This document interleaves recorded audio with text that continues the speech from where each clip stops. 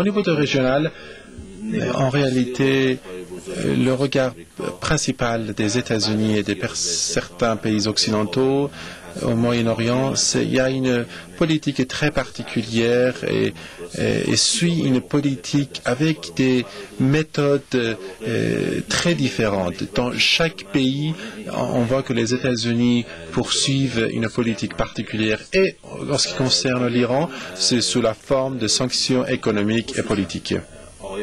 Surtout que Barack Obama et son équipe, dès qu'il est arrivé à la Maison-Blanche, sa politique était l'isolement de la République islamique d'Iran. C'est-à-dire que Obama a dit à George Bush que critiquer George Bush en disant que Bush était de gouverner unilatéralement. Si on est un leader, on doit donc suivre les intérêts des États-Unis avec le leadership des États-Unis. Si un pays tel l'Iran ou autre est contre ce mouvement, c'est-à-dire le mouvement des intérêts des États-Unis, donc on doit aller dans la direction de l'isolement de ce pays. C'est ce qu'ils ont essayé de faire avec la République islamique d'Iran. Donc, quand l'Iran et quand le mouvement se réalise avec une telle participation des chefs d'État, des premiers ministres, des rois, des chefs de la diplomatie, donc ça montre que les États-Unis, leur politique a été vouée à l'échec. Donc, tous ces pays sont contre l'isolement de la République islamique d'Iran car ils ont participé à ce mouvement. Donc, les politiques au cours de ces 33 dernières années ont montré que l'Iran est contre l'hostilité. Merci encore, Monsieur Moussavinian. Merci à vous. Nous allons, à présent, nous sommes en ligne avec Pierre Dortiguier, philosophe et politologue français. Monsieur Dortiguier, bonjour. Et à tous nos téléspectateurs. Merci infiniment de votre intervention téléphonique, Monsieur le professeur. Alors, pour la presse occidentale, même la presse occidentale, l'organisation du 16e sommet des dirigeants du mouvement des non-alignés à Téhéran est un grand camouflet pour l'Occident, pour les États-Unis à sa tête, et un grand succès pour la République islamique d'Iran. Alors la question qui s'oppose, il s'agit là bien sûr d'un constat clair. N'est-ce pas là l'organisation de ce sommet à Téhéran et la participation de plus de 100, des représentants de plus de 100 pays du monde, n'est-ce pas là une preuve claire de la diplomatie active de la République islamique d'Iran sur la scène des relations internationales? Si, en effet, c'est une récompense même de cette activité.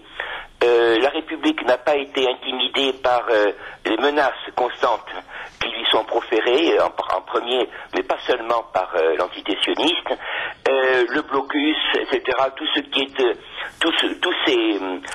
toutes ces chaînes qui sont vraiment irreprésentables ici. Je pense en particulier au blocus bancaire ou autre, enfin, disons aux embarras qui sont faits, qui seraient insupportables à tout autre peuple et gouvernement, et disons supportés par la République, parce qu'elle sait que c'est dans cette résistance, c'est dans la manifestation justement de la force, de sa force d'être, qu'elle peut faire reculer des gens qui montrent, et monsieur votre invité l'a bien dit, leurs limites.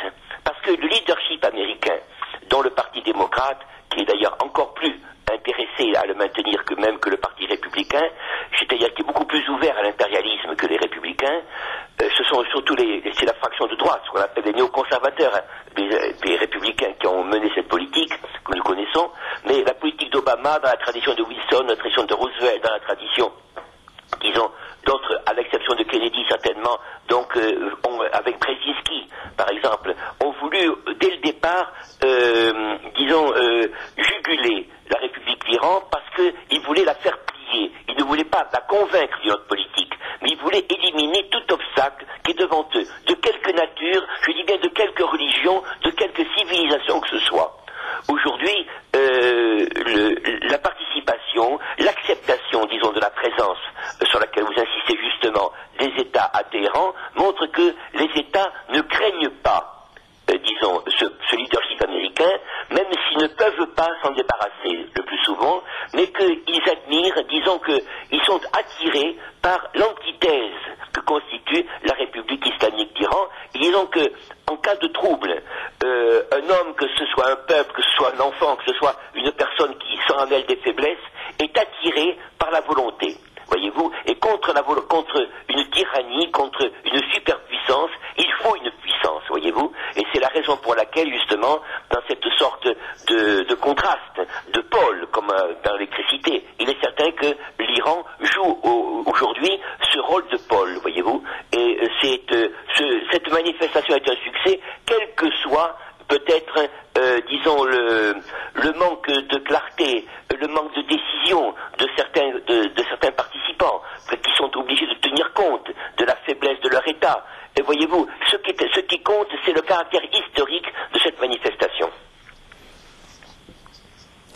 Pierre d'Ortiguier, philosophe et politologue français, merci infiniment d'avoir apporté ces éclairages à notre émission. Merci, au revoir et à très bientôt. Au revoir monsieur, bonne semaine, merci.